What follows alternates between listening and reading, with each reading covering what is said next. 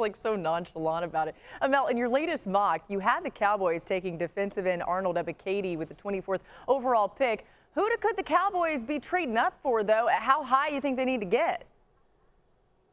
I love Ebiketie. Yeah, they got Micah Parsons out of Penn State, and Ebiketie is the most underrated defensive player in this draft, in my opinion, Laura. So if they get him where they are, be happy. If you want to move up, maybe Jermaine Johnson II, who had a phenomenal year with the Seminoles, coming over from Georgia, was also their second leading tackler, in addition to 11.5 sacks. And if you want to go up for a receiver, maybe Jamison Williams coming off the ACL. But you talk about a guy like Ebiketie. If he's there where they're picking, and you got a guy coming off the edge with his kind of talent, what he did at Temple, what he did at Penn State, I think that would be a heck of a choice for the Dallas Cowboys. Like I say, on the heels of the Nittany Lion last year with Parsons, another Nittany Lion, be it for 1 year, it was a heck of a year for Ebiketie.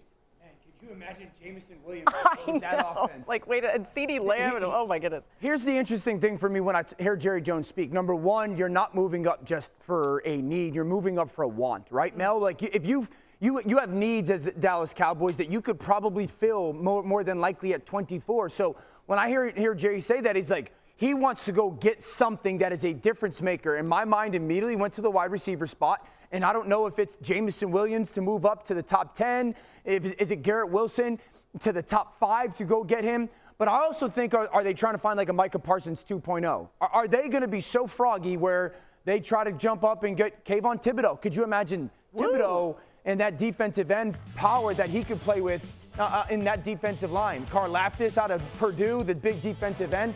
That's the fascinating thing for me is you are not moving up just for a good player. You are moving up to go get somebody as a difference maker, a Kyle Hamilton, a Thibodeau, a Johnson, Devin Lloyd from Utah. That's where I look at for the Cowboys. If they get Jamison Williams, my goodness, because I think a little bit is the NFC. They realize the conference isn't strong.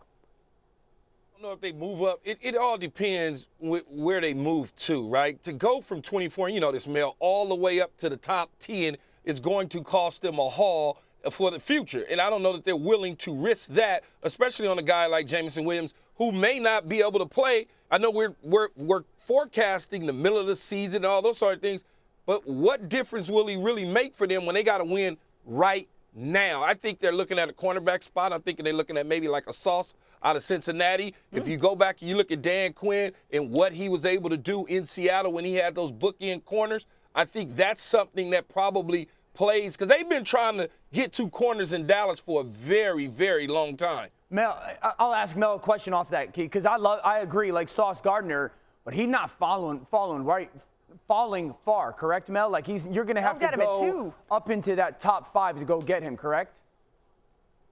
A lot to unwrap on what you guys were talking about. Let's go to Derek Stingley Jr. If you see him sliding down to that 12 spot, and you know Minnesota could be targeting the former LSU Bayou Bengal, you go up and get Derek Stingley Jr. He would have been, had he been healthy this year, he would have been maybe the #1 player in this draft. Okay, certainly the #1 corner right there with Sauce. Then you think about Jamison Williams. Great to see a kid, ACL national title game, now being one of the most talked about players in this draft. To the point about Jamison, he will be there for the stretch run. October, November, when you're getting ready for the playoffs, maybe gearing up for a Super Bowl run, Jamison will be able to help your football team. To the point about Key moving up.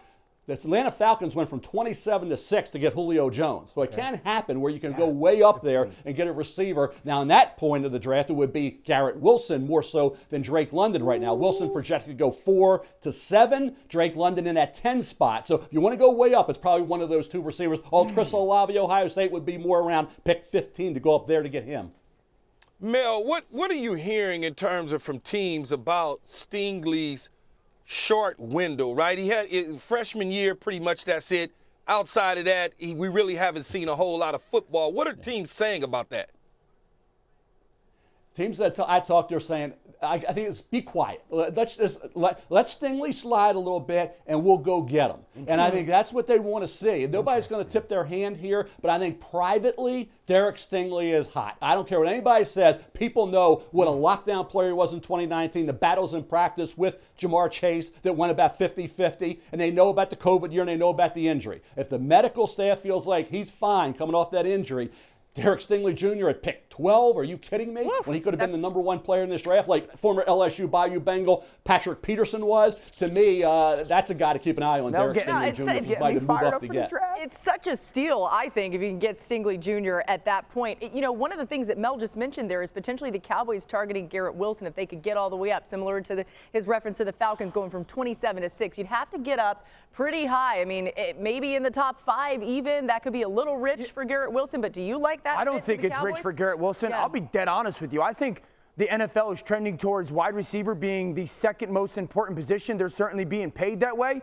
If you told me the Jacksonville Jaguars were going to draft Garrett Wilson, I would be like, cool, because I think he's going to be Devontae Adams. I really do. And I don't think he's going to get past that top 6 or 7 world. The really fascinating point with me when it comes to the Cowboys is if you look at who's got pick number 5 and 7, that's within the division, and that's the New York Giants. So if the Cowboys are going to be overly aggressive and want to get ahead of a team like the Atlanta Falcons at 8 for Garrett Wilson, you got to be willing to trade within your division to go get him. But the interesting part again for me is they would be going to get a want rather than a need. Thanks for watching ESPN on YouTube. For live streaming sports and premium content, subscribe to ESPN Plus right now.